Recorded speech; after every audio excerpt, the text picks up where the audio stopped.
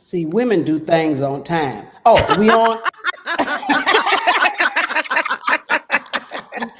And we don't have to Okay. wait for the little prima donnas, the newly engaged, No, all of that stuff. You're none like, of that. None of that. oh, None of that. I've got things to do. I've got, world Oh, shattering events in my We 60th handle year. business. Come on, tell her, Thank Quinn. you. Tell Thank her. you. Tell her. Thank you. Hi, everybody. It's Sybil. I am Sybil Wilkes, and here dishing the dirt and talking news and fun with me today. Welcome back to Myra J. How are you? We Yay. missed Hello, you. everyone. Thank you. And thank you. I'm glad to be back. And young Quinn on the verge of a birthday celebration herself. How are Yay. you? Yes, Yay. I'm doing good. Scorpio season is in full effect. Shout out to all Oh, the Scorpios. oh, great. What does that mean? It means that it's the birth month for all Scorpios. and specifically, is there something we should look for, or just you all just say it's Scorpio season? Yay! Is there something? It's kind of just like when it's your time, you know, that Mhm. your like intrinsic superpowers like activate. Like I feel my most powerful during Scorpio season because like Okay, this is the my one thing time. You one know, thing I will say that I know about Scorpios, and primarily from Scorpio men, they are a very sexy sign. Is that true for the women too? I will say I think so. She said, and wait, as she slow tosses and looks Okay, back in the the camera. new, Work it, work it, work it. the new, you know, I think I so. love I it. mean, I don't know. You have to ask, you know, the audience what they think. You know, Okay, well, perhaps the one audience thing. will chime I in with I love it. Scorpio season. I don't know what that means for Yeah. Leo season. I don't know what that means for Pisces season, Myra. Does it mean anything Okay, for? come on, Pisces. For just another season that I go through, still looking for gifts. It's- another giftless birthday season. That's funny. That's very funny. We gotta Well, get you something. yeah, Yeah. absolutely. So let me ask you this, Quinn. Speaking of birthdays and gifts and things, do you have a list? Do you give to your family and friends? Ask, what you want for your birthday, girl, and you say, "Here's the list." I don't have a list, but my mom does ask me every year. Oh, And this Oh, year for my birthday, she decided to pay off my toll tickets. And so I was like, yes, because you know, with Illinois Tollway, oh, you'll get emails. And so she's like, I'll just pay it out for you. And I said, that's a great birthday present. that Thank you really so that's a is. much. wonderful birthday present. That's That's a Yeah, a so it's wonderful. great perfect. gift. Yeah, very nice, Yeah. Mom. Very nice. You know, Okay. Um, my couple of birthday's in August, Mom. If you need Okay. all right, all right. see, A see, member of the see. Quinn fan club, There, Gustavia see, Miller says see. she's Oh, very wow. Very, sexy. very sexy. Very See, What can we sexy. see. say? Yep. Scorpio season. Season. There you go. There Okay, you Hmm. so go. Mom is Okay. paying off your toll tickets during your very sexy season. That's Yes. great. I love that combination. Yes. So we will also talk to the sexy Scorpio Stephen Hill down the line, I guess. So Quinn, you are going away. You're gonna travel for your birthday? Yes, my girlfriend got us tickets to the Lakers game for Monday. And so she just taking me to LA for the whole weekend. I don't know anything that's going on. She told me to buy 2 dresses and one casual outfit. And she has everything planned. So, and I love surprises. Like I love surprises. That's So I'm sexy. super, That's super That's very excited. sexy. now I'm not sure if she's a And she's a Scorpio, but that Leo, okay. All right. Okay. There you right? go. That's So that Once Leo again, love. Pisces, we got nothing. Told y'all. My mom is a Pisces, so I love Pisces. To your Yes, mom. and Yay. how yes. sexy is your mom? Oh, it's in the blood. You can't tell. I Look would at not me. look the Look way at I my look brother. without the Look at mom. my yeah, the whole family, the whole damn family. Okay, you Um, gotta tell them she was a Betty. okay. Okay. So Hmm. let me move forward with the things that are going on in the world. Let's talk a little topics, but Myra, top top of the topics list.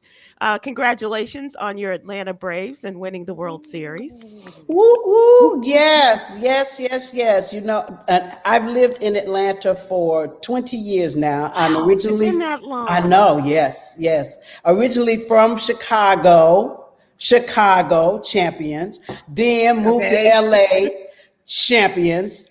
I've been in Atlanta 20 years, waiting to say Nothing. well, no. A few years ago, the soccer team Oh, won. okay, okay. But as far as the the big three, the major sports. Hmm. So yes, congratulations, To the congratulations. Atlanta Braves, and Yes. when I posted it last night, I used the statue of Henry Aaron because I honestly don't know who's on the Braves this year, and I do know that one of the head coaches, one of the coaches, is now on the Braves, who used to be a former coach of the Texas Rangers. But that's all I know.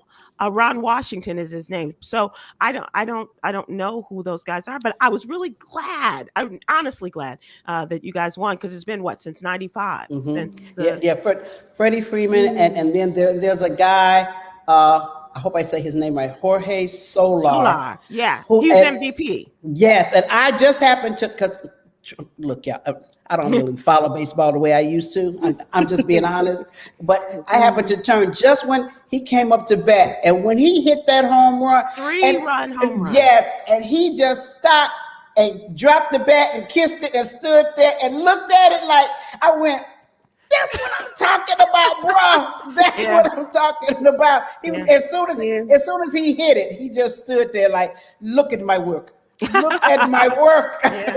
Yeah. So that was exciting. It was exciting to watch him, and one of Cuba's own, Jorge Solar. So good for him. All right, so let's talk. We're going to talk about the elections, definitely, but there are a couple of things that have happened since Tuesday's elections, and so the first thing is those swell Republicans in the Senate. They really know how to ruin a week.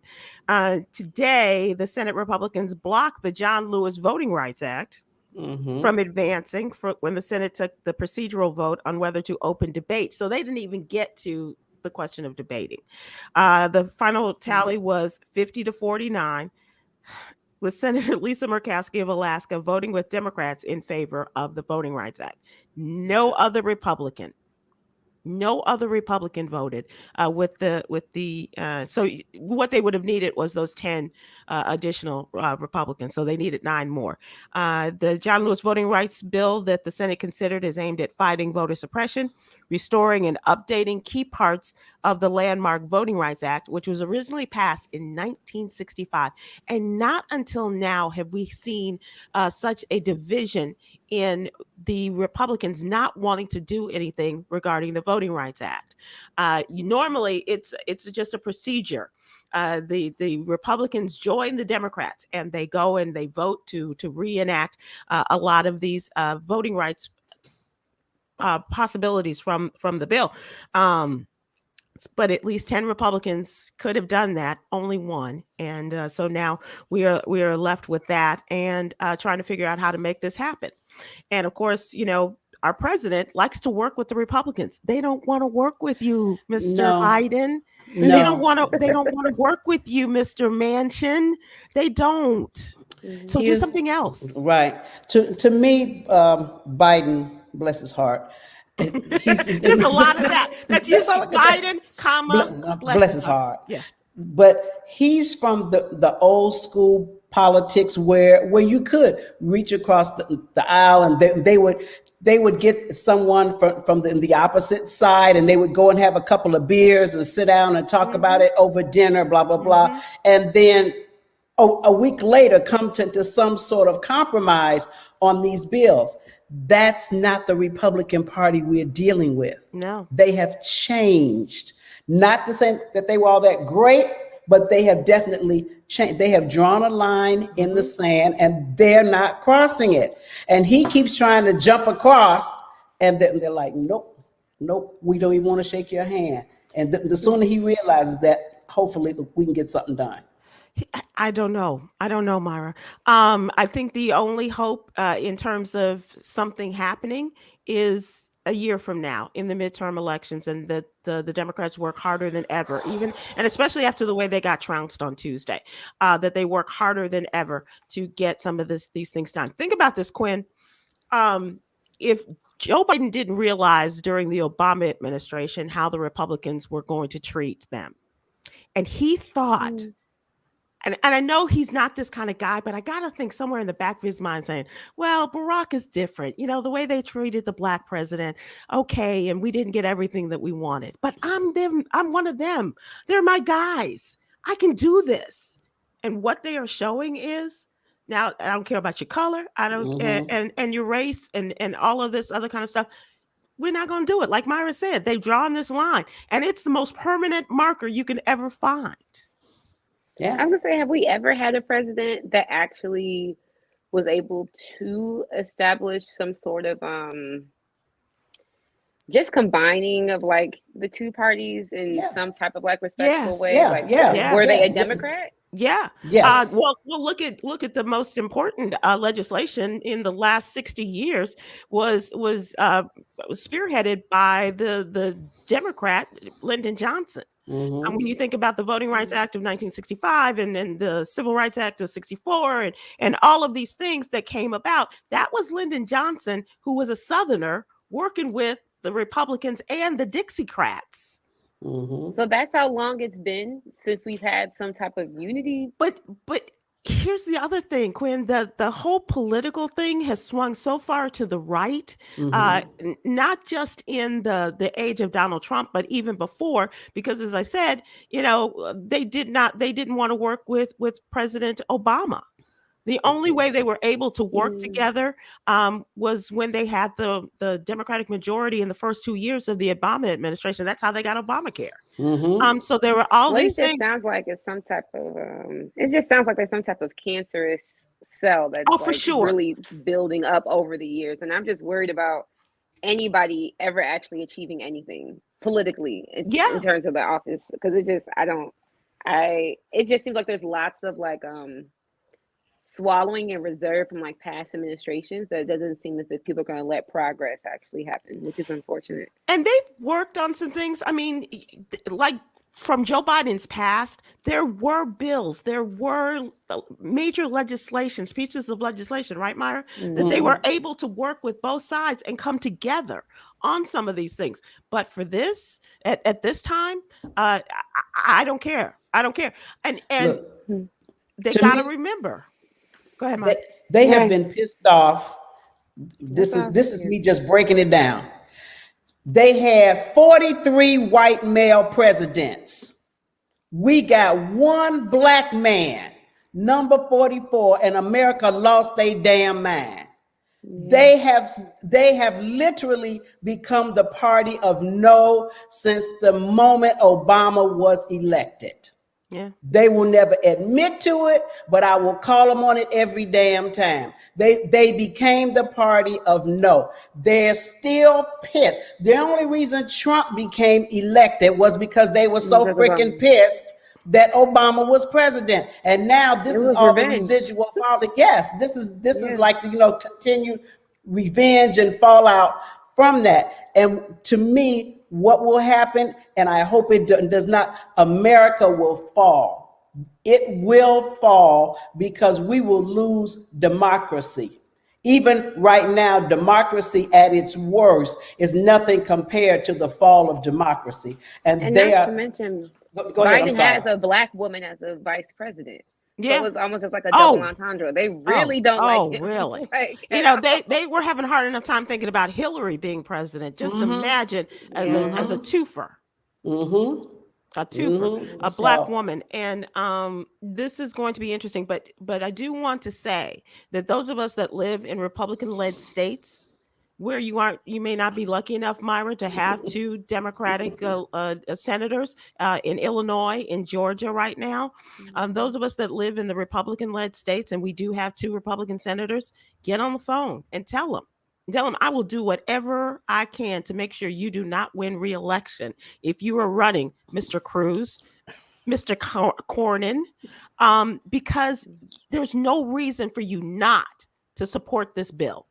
This voting rights bill. There's absolutely no reason for you not to. John Cornyn was there at the signing of Juneteenth, for God's sake.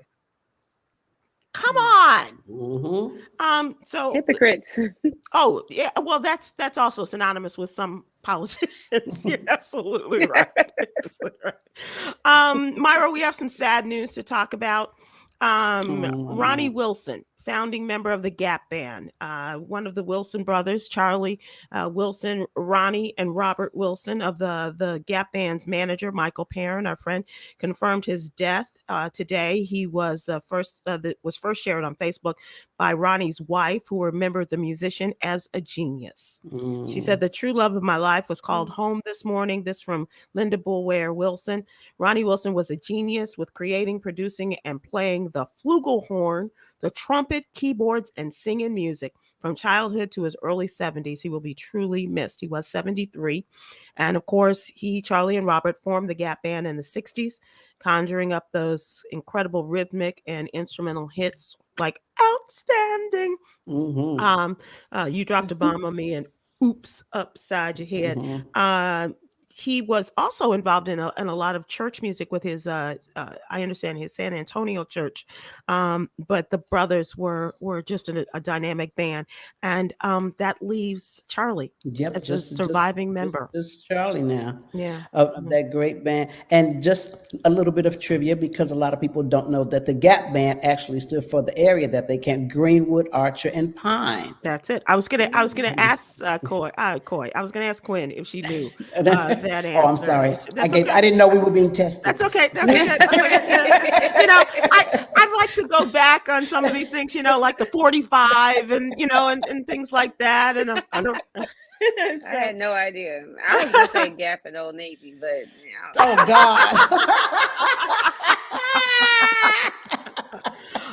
But he will be truly missed, and those were some of the finest musicians, but as well as some of the finest men you would ever meet. They were so kind to us, and they were just, in the years that they came on the show or on the ship and things like that. So just a really great group, and we send our condolences not only to Ronnie's family, but especially to our friend Charlie Wilson, who has had his health struggles of late, but he is the surviving member. So we send you love, Charlie. Much love. All right. So here we go with a very quick synopsis, and perhaps we'll get into some of this in the What You Need to Know newsletter. But it was not a good night for the Democrats on Tuesday. I will say that the really hoped for win that did not come in Virginia, when they thought Terry McAuliffe might be able to use his former popularity, use a lot of the Democratic star power that he brought into the state of Virginia as he was campaigning, that he would be able to use just a lot of the Democrats and assuming that the Democrats were going to support him, and did everything that could possibly go wrong for Terry McAuliffe at the end did, and he lost, and that was to the Republican. And now we are looking at what has now become a characteristic shift, because every time you have a presidential race, let's say in 2020, and the Democrat comes into office, and then the Republican will win for the governor's seat. Such as 2016, when the Republican won, Donald Trump, call him whatever else you want to call him. But in 2017, that's when Ralph Northam, the Democrat, came in into the Virginia party. So that's really interesting. And now there's a lot of scratching of heads, and what should we do? How do we counteract this? Because we have 1 year before the all important midterm elections. The New Jersey race has been called just in the last few minutes. They are giving the race to the Democrat, Phil Murphy, who was, and they assumed that he was going to have, if not a cakewalk, he was going to have a pretty easy time of it. And it came down to the wire. I mean, what, we're now talking 18 hours into the next day that they are Wow. giving him the race. And so that is very interesting. And in Virginia, the first Black woman is going to be the lieutenant governor of Virginia. Let me get my gun. She's a Republican, and her name is Winsome Sears. And I think this is going to be the most fascinating time for us watching this, because here's a woman who is anti-immigration who comes from Jamaica. So I'm What? This is going to be so very no matter who won for lieutenant governor, it would have been a woman of color. Winsome Sears is the Black Republican who won, becoming the first Black female lieutenant governor of that state. Ayala was the other candidate, Ala Ayala, which was just fun to say. But this woman, Winsome Sears, came out of nowhere, according to a lot of people, and they don't know how she got here, but she is now the lieutenant governor of the state of Virginia. She did have a brief stint, they say, in electoral politics about 20 years ago as a one-term delegate in the Virginia General Assembly, which represented parts of Hampton Roads, Myra. But here she is now, and so good luck, Virginia. I just saw her posing with a gun, a rifle, a shotgun, or something, and I don't know much about this woman, but I really just wanted to ask her. So what's that supposed to mean? You Right. know, what Yeah, what, that gun what does that rights mean? thing. Yeah. Yeah, Okay. exactly. She's like, so Unfortunately, I'm pretty sure I do. Okay, right. So we'll talk about some of the other races. Myra, you got a runoff coming up in Atlanta for the mayoral election, and you got a runoff coming up at the end of the month. So we'll talk We may about have that. a runoff at the runoff. the way it's looking right now. Absolutely right. All right, ladies, let's get into what's really going on. And I'm losing my notes here, but we want to talk about something. What's really going on in terms of how we are taking care of ourselves, as well as how we take care of our families. Next week, we're going to have a very special show regarding planning special programming on caregiving. And here you see who we're going to have: the great Marsha Warfield, our friend Pat Bailey from the Black Alzheimer's Association here in North Texas, and my former colleague and friend Jean Sparrow, who took care of her parents. Jean from Chicago Radio, as you both may remember.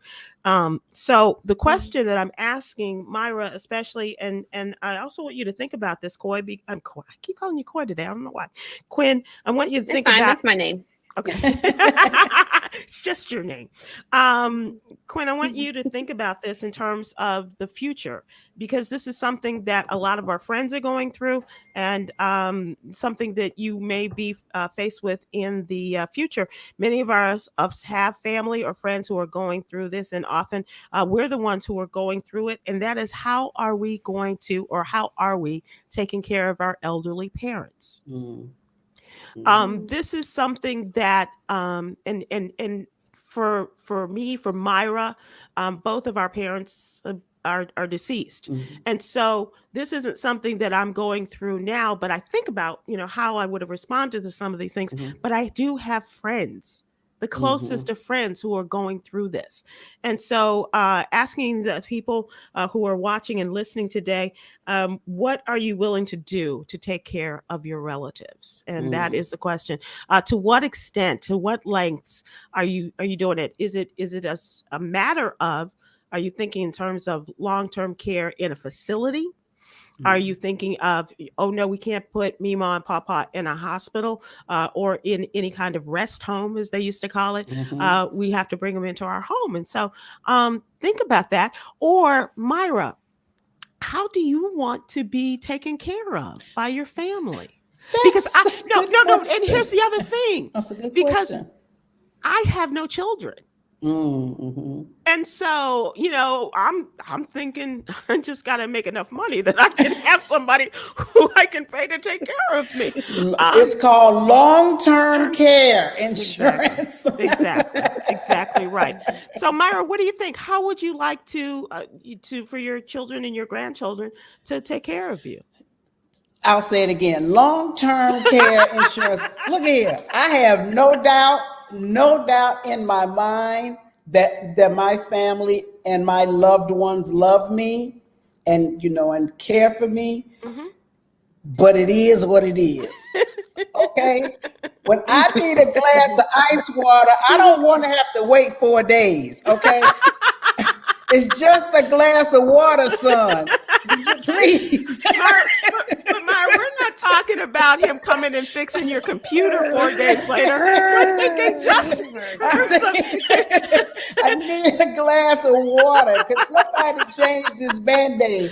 So I want professionals. I want people that I pay so that they just can't get mad and walk out like that. I'm paying you. It's in the contract. I need some service. So yes, I'm sure my family would be there for me, but not to overburden them, and to have someone hopefully who is a good professional assist in taking care of me.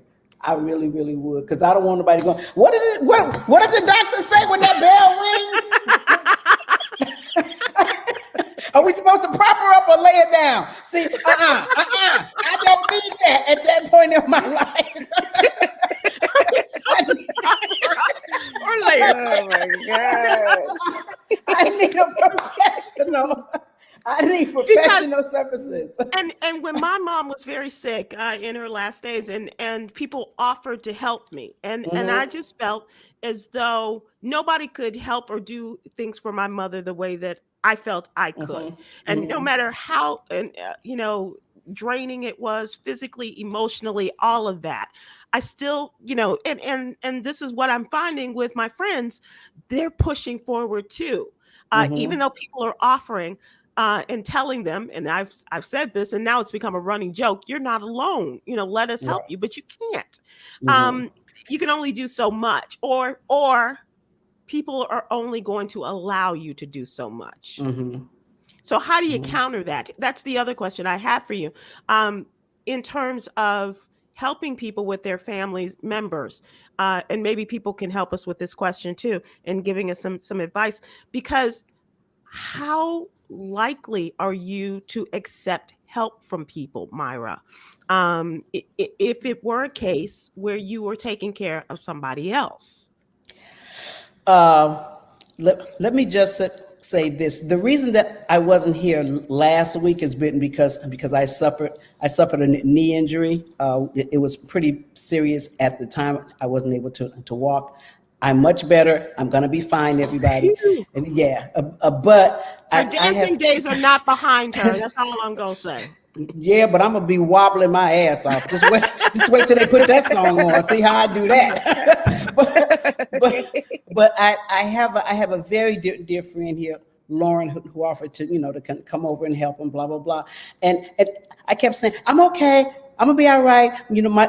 My son is gonna come by. I'm okay. And she said to me, do you notice in our conversation, I've offered to help you 5 times and you've turned me down every time.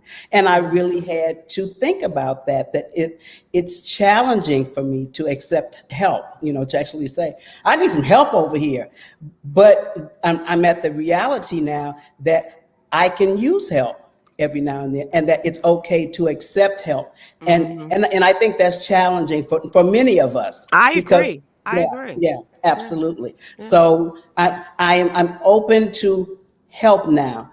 For example, my mortgage is due. Okay?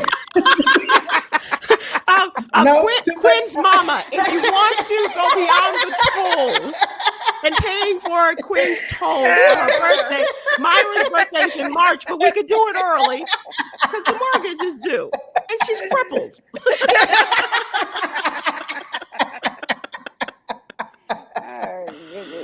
Okay, so that's a good thing. Yeah. Yes, absolutely. Yes. Particularly as Black women, because we are it seems like coded from birth. We are super strong. Yes. We are queens. We have superpower. We can do it all, and we need to do it all without complaining. Well, look, and that's the focus of next week, because we're not only talking about how to take care of our elder, but we're also talking about caring for the caregivers. Mhm. How do we do that? And how do we spell the caregivers when they need help? You know, it was like, oh, you don't want to see this. You can't come and take care of, you know, granddad because, you know, he's granddad. But we want to help you too, because the weight is exponentially heavy. Mhm. Mhm. It Mhm. really is. And Mhm. so just think about this, Kwyn. And I don't know, you have brother and sisters, but you guys are, you know, at some point, or and it may not be your mom, but it, you know, could be another family member that your mother is taking care of. And just thinking in terms of, you know, how do we help? How can we Mhm. help? And will they allow us to help? Well, you know, Yeah, I was. I'm sorry, Queen. Go ahead. Go ahead. No, go ahead. Well, I was going to say quickly, maybe it's not even the physical going inside the home and Yeah. helping, but you know, pay for a manicure or Hmm. you know an afternoon at the movies. Pay for Hmm. some groceries. You know, just something. Do something that they wouldn't probably take time to even do. You Right. know, Right. yeah. Exactly right. Yeah, Go I ahead, was just Quinn. gonna say I had an uncle, a great uncle of mine who passed away in a facility. They only told us that he fell down the stairs. This was like Hmm. my grandmother's uncle. And since then, like I've just been fearful of like facilities and like homes. But when my grandmother suffered her stroke, it'll be I think be 3 or 4 years ago now. I see the importance of having somebody in the house along like actual professional, Hmm. Mm-hmm. because it is exhausting, and it is like I don't think people understand like the mental like toll as well when it comes to like Right. taking care of somebody else. That I see like my aunt and my mom's sister go through because she's taken on the responsibility of taking care of her emotionally and physically, you know, changing her clothes and all that type of stuff. Yeah. But my mom handles a lot of like the business side, Sure. and it's so inaccessible in terms of finding resources for folks that are at home and that need like doctors and need physicians, that are on a fixed income. And so I think about, you know, ideally where I would want to help my mom with, and I plan on making more than enough money to have her stay on my big house, where Yeah. Right. I would be able to still do her toes and like still, you know, like do her hair. Because I see like And she can it's pay in the your family. Like tolls. it's just it's a Yeah. thing. Yeah. Oh yes, you can continue paying my She can toes say. too. But because like when I was even bathing my grandmother, it was like something that she said to me. She said, you know, I did this for you. And so Hmm. it feels very like reparations almost. It's Yeah. like Yeah. it's It's something Mhm. that's just, it's, and the familiar that's like, cycle yeah, like and I'm the gonna do It this. circle, is. you know, Yeah. is there. I will, you know, and I think about that because one of the things that struck me, like when my mother was very ill, was the fact that when I from birth, my mother read to me, and in her final days, I was reading to Yeah. her, Mhm. and like you Hmm. know, bathing her and doing all of these other things that she did to me and for me, and so it is, but it's that's what we need to do. You know, we need to take care of, Yeah. but we also need to be open to people helping us. Anthony Sanders on Facebook said my brother tried to send my mom to one of those homes. She said if she had her gun, Exactly.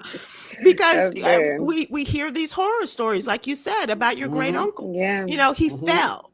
Um, and even if you're there every day with them, there's still going to be things that are going to happen, you know, unless you have cameras in the room. And I don't even know if they allow that. Mhm. But Right. there's always going to be something, a bed sore when he's never had bed sores before. Mhm. There's going to be something that is going to occur.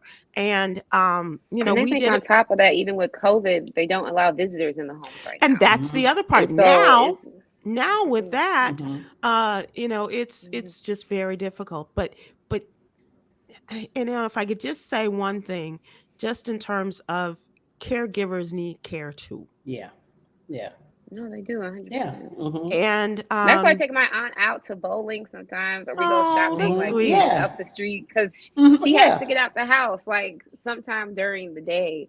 And as my grandma needs, time away too. So it's Yeah. just, we've been like doing it well. Exactly. We've been managing it well so far, I would And say. with a number of people, and especially with trusted family members and friends and things, you can Right. make it work. Mm-hmm. But Mm-hmm. also you need cooperation on all sides. Yeah. Yeah. And everybody. Yeah. Yeah, Mm-hmm. absolutely. That's a So good just topic. something, yeah. Renita Bland said, I work for the Veterans Caregiver Program, and continuing on Facebook, she says, there are those who are overwhelmed doing it all. Some are older ladies caring for their older husbands. Yes. And, Mm-hmm. and in a lot of cases, I know friends of mine, Renita, that used to work in the veterans hospitals, and they would see the wives, if not driving, coming on the bus, to care for their husbands every day. And there are other facilities, people who have Alzheimer's and things like that, and coming to care for people who don't even recognize them anymore. Mm-hmm. That's an even greater emotional toll for some people. So, and Kimberly Jackson says, invest in long-term care insurance. That's what Myra's talking about. Mm-hmm. Yeah, that's what Kimberly has suggested on Facebook. And we were talking about that amongst our girlfriends yesterday, asking about long-term care, because it is something to be considered. And it's pricey, but the older you get to get it, the higher up in price it goes. So just keep that in mind. Yeah. I lost mine when I got fired, so I need to reinvestigate. Well, I just lost mine a couple of months ago because I just couldn't afford it anymore. I'm like, look, I can find somebody on the street for that price.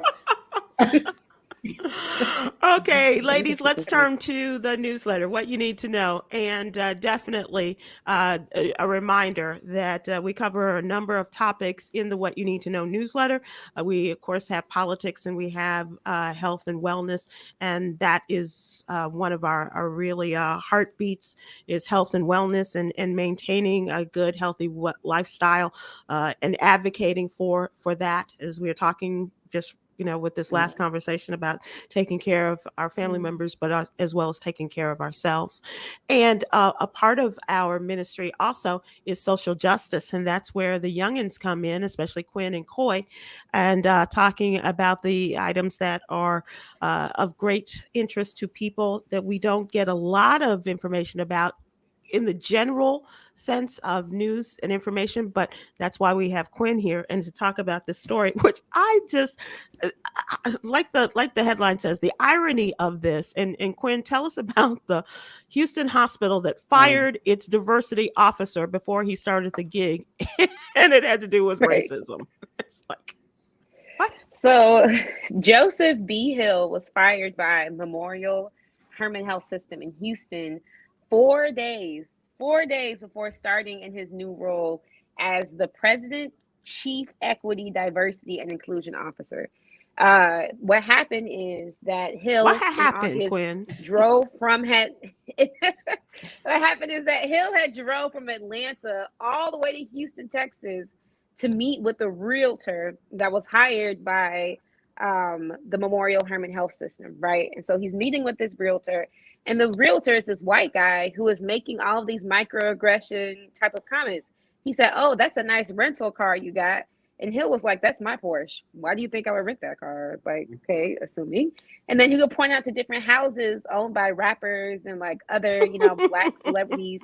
And he would be like, "Oh, you probably want a house like this, right?" And he said, "No, actually, like I don't." And so Hill compiled those comments, and he sent an email to HR, and he said, "Hey, you guys have this person that's representing the company that should either, embark on some training. I can see why I'm hired. You guys clearly need some help. These are some things that I'm this is why do, you're in my hiring first me." 60 days. And then they sent his lawyer an email 2 weeks later saying that, "Yeah, we're going to revoke our decision. You're too sensitive about race. You're out." Before he even, signed the deal to live there, before he even moved into his office, he was fired for that interaction. And the company also claims that like he asked for too much money to relocate. They claim that he asked for too many new staff hires. They're making all these different type of juxtapositions to rationalize this crazy and hypocritical decision. But it's actually not true. And he told NBC like how like amazed he was at how this process for the position took like months. And so he was just like, why would you have me come all the way down here just to fire me before I even step foot in the office? And, we know that, a lot of businesses after this past summer, 2020, are making these, loud claims of like Black Lives Matter. We support diversity initiatives and we're going to hire, this person and that person. But it's all boo-boo. Nobody really wants to do it. In fact, the number That's a of technical Black term diversity, equity, and that they inclusion use in the directors, diversity business. Yes. It's all boo-boo. It's all boo-boo. Like it's not really real. Like everything is just for show now. And it's like the same things are going to keep happening. So hopefully somebody's going to hire Hill. He has like over 20 years of experience. He worked at the American Cancer Society. He worked at the Thomas Jefferson Hospital in Philly. And he also had his own $1 million DEI consulting firm before working for this hospital. So, and he drives a Porsche. He drives a nice Porsche wagon, so he's going to be okay. Right, a Porsche SUV. But how is this hospital? And I don't know if you have that, but I would love to get some follow-up information on how is the hospital responding now that the story has come out. Have they, other than to say, well, he asked for this and this and this, are people going after him now? Are organizations going? Oh, is that right, doctor? Okay. I worked in that hospital system. Not surprised. I think the only thing that I haven't seen a direct type of response to the articles, but within because the lawyer that represents Hill asked for further explanation as to why I was fired. And so that's when they're saying like, oh, well, you asked too much money for a relocation budget. Oh, you said you want to hire new staff. None of that included the email that he sent to HR saying, hey, there's a microaggressive employee of yours that's making racially charged comments. And I think we should talk about this. This is not okay. So I don't know what can you say? What can you say when you have headlines that you fired somebody that's specifically for this role and that they're too sensitive? But what does too sensitive about race even mean? How do you tell that to your diversity person? Diversity and racial inclusiveness person. You're too sensitive?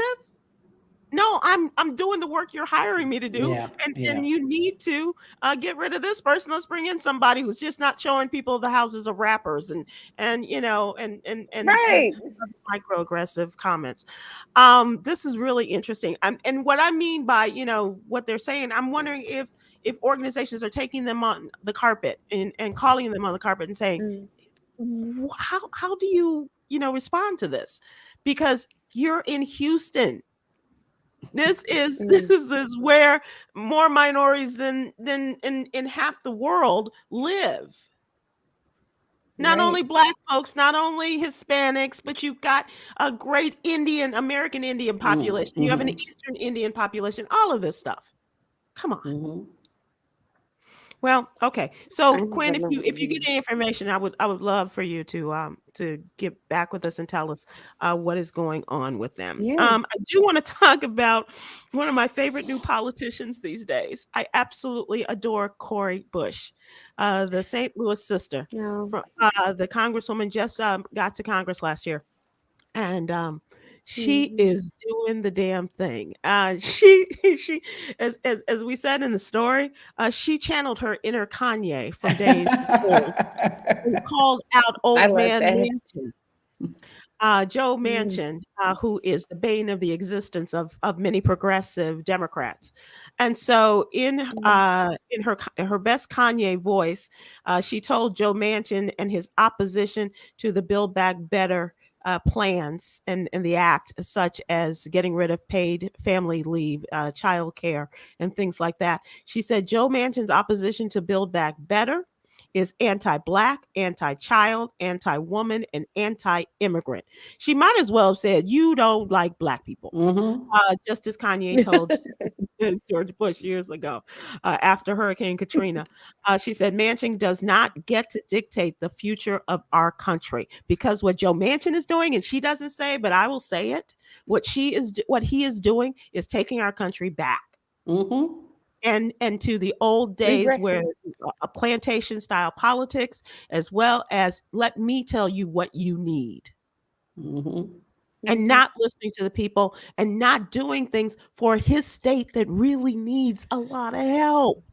I'm like, this is a state that still thinks that coal is coming back. Coal It's is king. like, You know why they think that? Because Joe Manchin says that coal is king because he is the stockholder of a major coal mining company in West Virginia. He has like millions of dollars worth of stock in this company.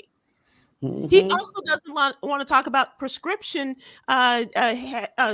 limits because his daughter is a major person in the EpiPen business. wow, But wow. nobody's I didn't know calling him that. out on his BS See. except people like Money. Corey Wood. So get with the program.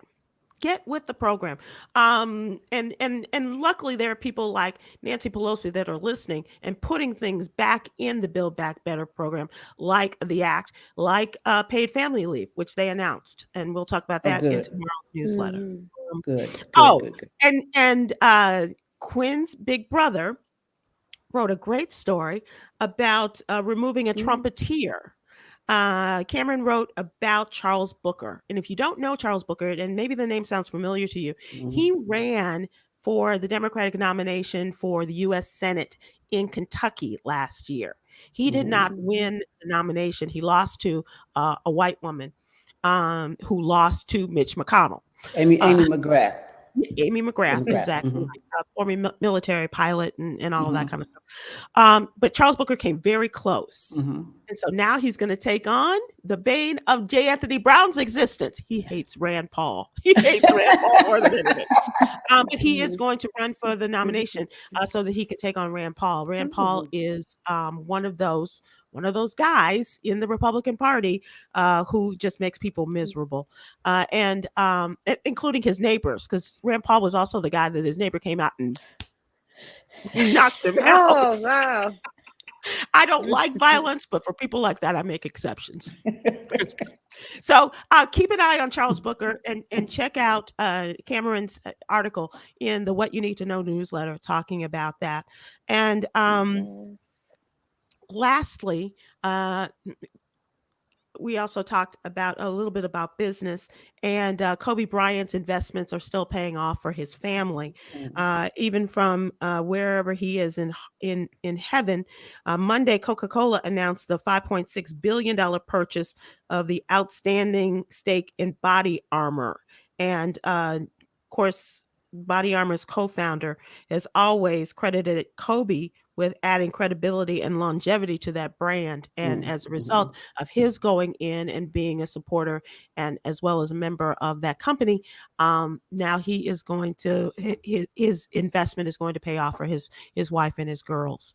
And so we're looking at like $400 million or something like that, which is awesome, which is absolutely awesome. Good for them. Yeah, absolutely. Yeah. And also want to talk about we have an affiliation with the American Heart Association, and we have a program that's called Check In and Check Up, and we are really pushing people to take better care of their health, whether it's a knee problem or something else, and to allow people to come in and help them. But also, we have a great health and wellness section along with the coronavirus, giving people updates about that.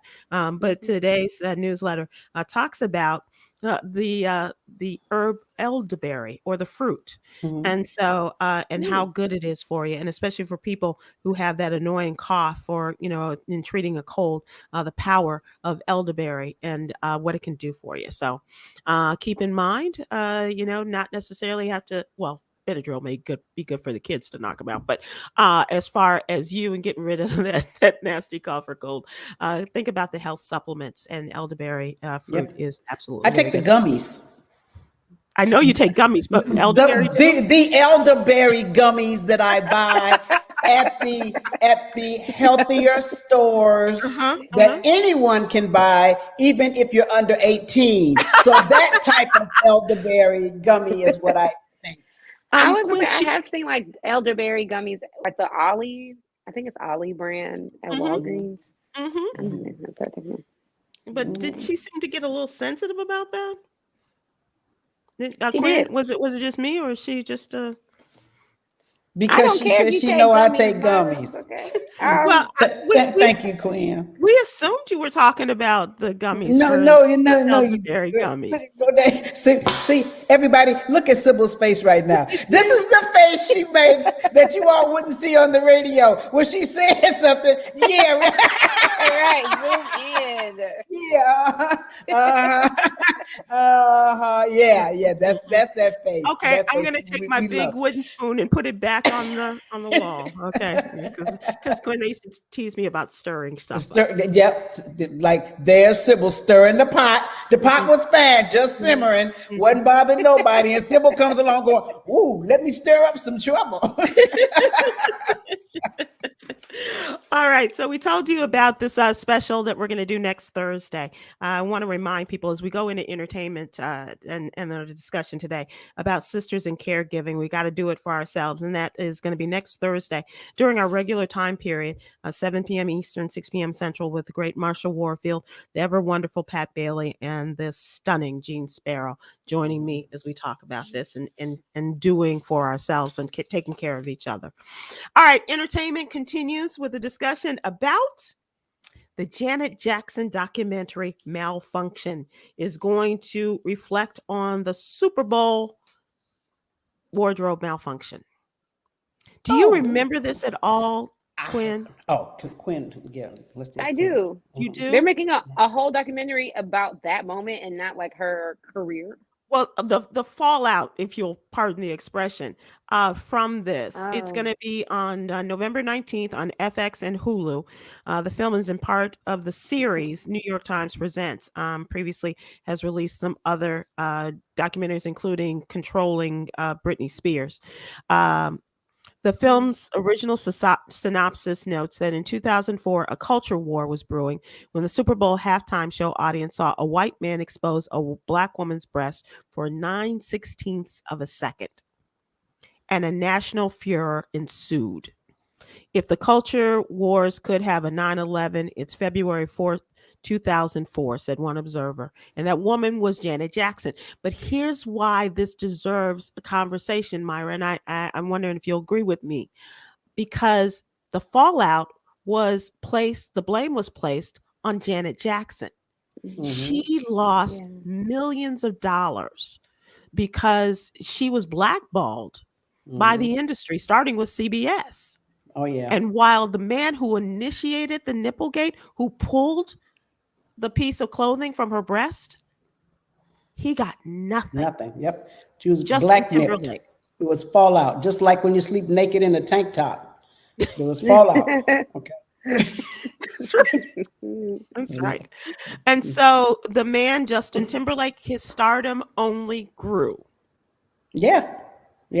And so this will examine, and I think you'll find this interesting because what they promise in the November 19th documentary is examining the racial and cultural currents that collided on that Super Bowl halftime stage. It explores how this impacted one of the most successful pop musicians in history, and that is Janet Jackson. Are they both in it?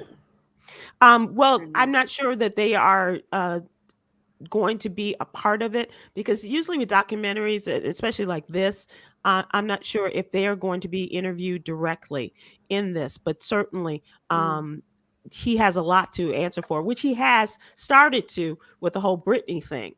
And so perhaps there will be more discussion, because he has apologized to Britney as well as to Janet Jackson, but it's all too little too late. And that's why, I have no Justin Timberlake on my playlist anywhere. Well, to me, it's America is just so hypocritical. For one, I distinctly remember the moment that it happened, because I happened to be standing right in front of my big screen television, and it was just a quick something. Right. And I turned to my friend and I went, "Did I just see something?" And she went, no, they wouldn't show that. And when they came back after halftime, the commentators never said a word. They went straight to football and, blah, blah, blah, blah, blah. So I was like, okay, no big deal. And then afterwards, it was like, oh my God. And did you see what she did? Right. And it was a thing of like, you know what? if quote unquote the media to me just would have left it alone, just like they did at that moment, and kept it moving, this whole thing could have been squashed, because it happened so quick that half the people would just like me was like, did I? Maybe did I not? Right. Yeah. Well, Yeah. they said ninths of a second. That's so quick. 9/16 Yes. of a second. Yes. How crazy is that? Yeah, so I'm interested in seeing it, and I'm glad that Janet has, come back in her career and done all of the things that she has done, but they ruined her. Me too. They absolutely ruined her, and so we'll see what happens. This is once again going to be on Hulu and FX on November 16th. All right, ladies. So as we wrap this up, Kwyn, I'm not sure where you'll be next week as we resume. If you'll still be on I'll your be back holiday. in Chicago. You will? Okay. All right. Well, we Y'all look see me forward with a new wig though. All right. Are we going with a color? We wigging out? Yes. We wigging out. All right. All right. Yes. Okay. She's taking on a new year with a new color. All right. Okay. I'm not mad at you. I'm not mad at you, little player. Enjoy your holiday. Happy birthday in advance. Yes. Happiest of birthdays. And Myra, hopefully you're taking care of yourself. I am taking care of myself. I may even try to sneak out the house tomorrow. Because there's no one here to stop me. Oh no. Actually, no, the parade is going to be Friday. Okay. Yeah, they've already announced it, and we didn't talk about it, but very quickly, Atlanta people, it looks like it's going to be a runoff on the runoff. Well, they're still counting to see who Felicia Moore is going to run against. Yes. Will it be Kasim Reed or Andre Dickens? Yeah. And right now, surprisingly, Andre Dickens is leading. Yeah. That's gonna be interesting. Yeah, so it's very interesting. So don't give up, ATL. You still need to vote. That's right. Absolutely. Yeah. Yes. Don't forget. We're going to close out with Yogi's Jewel today. Be willing to stand alone. Promote free thinking. So I'll be over here, standing alone. And I'll be over here. With a little lean, but it's okay. Call me Eileen, okay? And we know young Kwyn likes to stand alone too. She's not afraid. So here you have three women all standing alone together. Okay. Bye, everybody. Have a great week. Talk to you later. Bye. Love you guys. Bye. Good night.